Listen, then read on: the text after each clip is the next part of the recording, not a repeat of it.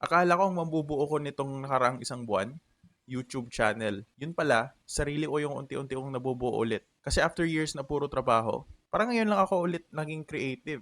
At honestly, wala siyang kinalaman sa views. Here's what actually happened.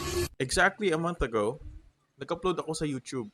At ang pinaka-dahilan kung bakit ako gumawa ng channel na to, hindi dahil gusto kong sumikat. Well, medyo gusto rin. Pero, ang pinaka-reason talaga, gusto kong i-document yung parabang escape ko sa Philippine corporate ladder. Nagsimula lahat dahil sa isang video ni Early Exit. Kung hindi nyo siya kilala, isa siyang content creator na gumagawa ng video tungkol sa plano niyang mag-early retirement. At habang pinapanood ko yun, parang may pumapasok sa isip ko. Paano kaya kung gumawa rin ako ng ganitong klaseng channel, pero para sa mga Pilipino? Kasi aminin natin, iba ang sitwasyon natin dito. Iba ang sweldo, iba ang opportunities, iba ang reality. At sabi ko sa sarili ko, pwede to ah. Tapos syempre, aaminin ko na rin, umaasa talaga akong magva-viral. Huwag na tayong maglokohan. Lahat naman siguro na nagsimula ng YouTube kahit isang beses naiisip na, paano kaya kung biglang pumutok tong video ko? Ako rin, hindi ako exempted dyan. Kasi nagsimula akong gumawa ng script. Actually, hindi akong gumawa. Mas accurate siguro kung sabihin kung gumawa ako, tapos pinaayos ko kay Madam ChatGPT. Shout out sa you, boy. Kasi kung ako lang talaga, hanggang 2 paragraph lang yata ang kaya kong isulat. Tapos paikot-ikot pa. Parang thesis na walang conclusion. Kaya every time may idea ako, isusulat ko muna lahat, tapos ipapa-enhance ko. Hindi para magbukang matalino, kundi para maintindihan ng ibang tao yung gusto kong sabihin. Pagkatapos nun, nag-record ako ng gameplay ng Ark Raiders. Kasi yun talaga yung nilalaro namin ng mga tropa ko at yun din yung sinistream ko sa TikTok. Embark, baka naman. Libre lang mangarap. Habang ini-edit ko yung video, sobrang excited ko. Feeling ko unique talaga yung idea. Sabi ko, boss, baka ito na yun. Baka ito na yung video na magsisimula ng lahat. Pero habang papalapit yung upload button, may isa ring boses sa utak ko. Paano kung walang manood? Paano kung sayang lang lahat ng oras na ginugol ko? Paano kung zero views talaga? At alam mo, yun talaga yung kinatatakutan ko. Hindi hate comments, hindi bashers, hindi dislikes, zero views. Kasi para kang nagsasalita sa isang kwarto na walang tao. Pero pinindot ko pa rin yung upload. Tapos hintay, refresh ng refresh, refresh ulit. As in, wala. Zero. Nada. Sabi ko, ayun na. O, lats. Kung pelikula pa to, box office flop. Hindi ko na masyadong chinecheck yung channel. Kasi honestly, nakaka-disappoint.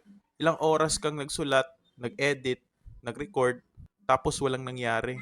Pero after a few days, random ko lang ulit binuksan yung YouTube Studio. At doon ko nakita, 5 views.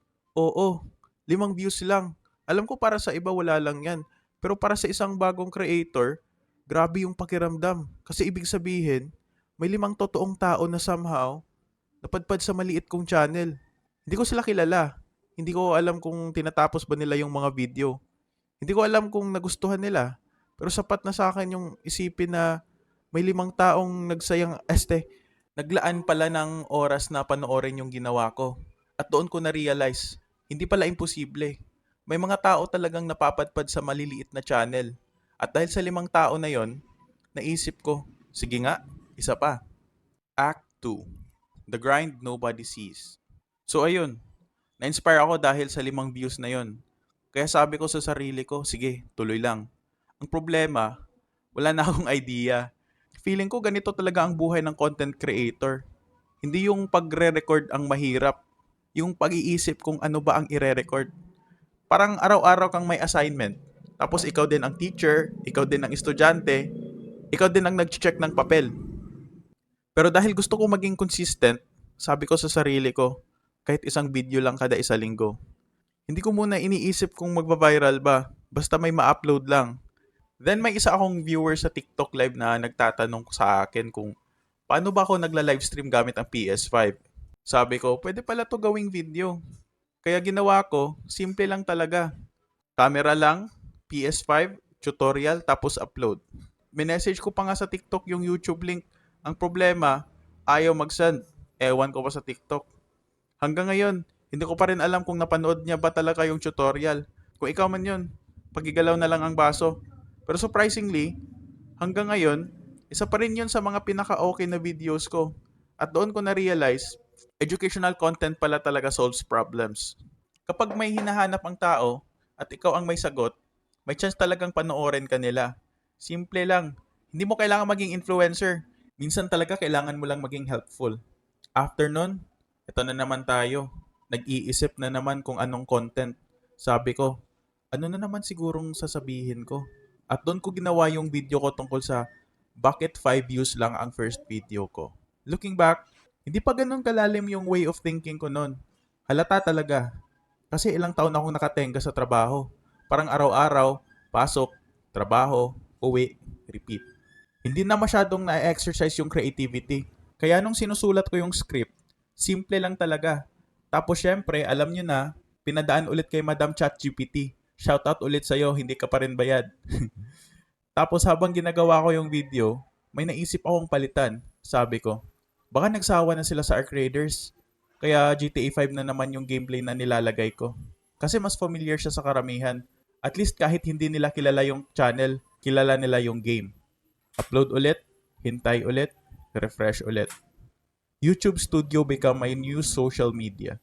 Hindi na Facebook, hindi na TikTok, hindi na Instagram, YouTube Studio na. Parang kada 5 minuto nire-refresh ko. Baka sakaling dumami. Spoiler alert, hindi. Yung video parang nasa 18 views lang yata. Hindi man lang umabot ng 20. Pero alam nyo kung ano yung mas kinagulat ko? Yung subscribers. From isa, naging 5. At para sa iba, baka sabihin nila 5 lang? Oo, 5 lang. Pero para sa akin, may 4 na tao na kusang nagsabi, gusto ko makita kung anong susunod niyang gagawin. At doon ako napaisip, ito na ba yun? Ito na ba yung sinasabi ng mga YouTube creators na small but consistent progress? Yung tipong 2:00 ng madaling araw kang nanonood ng YouTube gurus tapos kinabukasan batak yung mukha mo sa pagpupuyat. Deserve. Kasi sabi nila, consistency is key. Eh di sige, consistency tayo. Hindi ko lang alam kung saan kukuha ng idea. Doon talaga ako nahihirapan. Hindi sa pag-edit, hindi sa pagre-record, kundi sa paghahanap ng susunod na kwento. Hanggang isang araw, habang naglalaro ako ng PS5, may nakita akong isang simpleng notification, pre-order GTA 6. Napatingin talaga ako. Tapos sabi ko sa sarili ko, sandali, paano kung hindi ko siya tingnan bilang laro? Paano kung tingnan ko siya bilang opportunity? At doon nagsimula yung video na sa tingin ko, hanggang ngayon, pinaka-favorite kong gawin. Hindi dahil sa views, kundi dahil first time kong mag-share ng sarili kong perspective. Nag-research ako, nagbasa ako, nag-isip rin ako. Hindi para ulitin yung sinabi ng ibang creators, kundi para itanong, ano bang angle ang hindi pa masyadong pinag-uusapan? Kaya ang naging topic ko, hindi tungkol sa gameplay, hindi rin tungkol sa graphics, hindi tungkol sa story, kundi business opportunity. Kasi sa isip ko, console exclusive siya. Maraming gustong manood. Konti pa lang ang makakapag-stream. Paano kung may Pinoy na maagang makapasok? Baka doon magsimula ang audience niya. Simple lang yung logic ko. Hindi ko alam kung tama, pero alam kong original siya. Kaya ginawa ko, at nung in-upload ko, doon ulit ako nagulat. After ilang oras, 30 views agad. Mas mabilis kesa lahat ng previous uploads ko. At doon ako ulit napaisip, wait lang, yung topic ba ang gumagana o ako ba yung unti-unting gumagaling? Act 3. The real reason I started changing. At doon ko na-realize, baka mali pala yung tanong ko. Kasi ilang linggo ko na tinatanong yung sarili ko. Pero habang sinusulat ko itong video, may mas magandang tanong pala. Lumalaki ba ako? At alam nyo, sa tingin ko, oo. Hindi dahil dumami yung subscribers, hindi dahil tumaas yung views, kundi dahil may napansin akong bagay na matagal ko nang hindi nararamdaman. Creativity. Hindi ko alam kung may nakaka-relate dito, pero after years na nasa corporate, parang may parte ng utak ko na natulog. Hindi naman dahil ayaw ko magtrabaho. Marami akong natutunan doon. Marami akong na-experience. Nagkaroon ako ng disiplina. Natuto akong makisama sa ibang tao. At nagpapasalamat ako doon. Pero napansin ko rin na sa tagal kong sumusunod sa proseso, nakalimutan kong gumawa ng sarili kong proseso. Sa tagal kong sumusunod ng instructions, nakakalimutan kong magtanong, ano ba talaga yung gusto kong gawin? Parang araw-araw, gising, pasok, trabaho, uwi, repeat. hanggang sa hindi ko napapansin na ilang taon na palang lumipas. At ang masakit, hindi ka naman malungkot, pero hindi ka na excited. Parang naka-autopilot ka lang. At doon ako natatakot. Hindi sa corporate, hindi sa trabaho, kundi sa possibility na baka isang araw, magising na lang ako, 10 taon nang lumilipas, tapos pareho pa rin ako. At ayokong mangyari yon. Kaya siguro, hindi ko namalaya na itong YouTube channel, hindi lang pala tungkol sa pag-escape. Unti-unti pala nitong binabalik yung version ng sarili ko na mahilig gumawa, mahilig mag-isip, na mahilig magkwento. Actually, habang sinusulat ko itong script, may napansin ako, hindi na ako katulad ng dati. Nung una kong gumawa ng script, 2 paragraph lang. Ubos na yung utak ko. Parang bahala na si Batman. Kaya tatawag na naman ako kay Madam ChatGPT.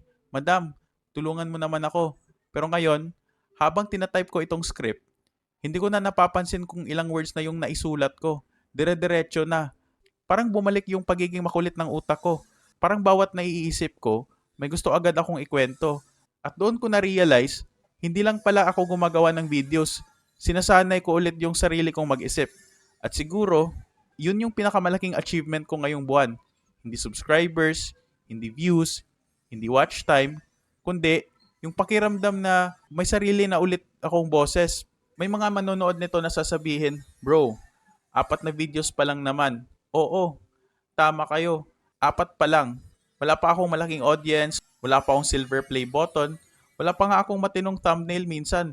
Pero para sa akin, milestone na yon. Kasi 1 month ago, wala akong channel. Ngayon, meron na. 1 month ago, takot akong pindutin yung upload. Ngayon, ang iniisip ko na, ano kayang susunod kong video? At malaking difference yon. Hindi ko ginagawa to dahil gusto kong takasan yung hirap. Hindi rin dahil ayoko nang magtrabaho. Ginagawa ko to kasi gusto kong patunayan sa sarili ko na kaya ko pa rin gumawa ng bagay na ipinagmalaki ko. Na kaya ko pa rin matuto. Na kaya ko pa rin magsimula ulit. At higit sa lahat, gusto kong balikan itong video balang araw, siguro after 5 years, siguro after 10. At gusto kong sabihin sa sarili ko, salamat na nagsimula ka. Hindi dahil milyonaryo ka na, hindi dahil sikat ka na, kundi dahil hindi mo hinayaang mamatay yung pangarap mo. Kung may isa akong bagay na gusto nyong dalhin pagkatapos ng video na to, ito lang. Huwag mong hintayin na maging ready ka.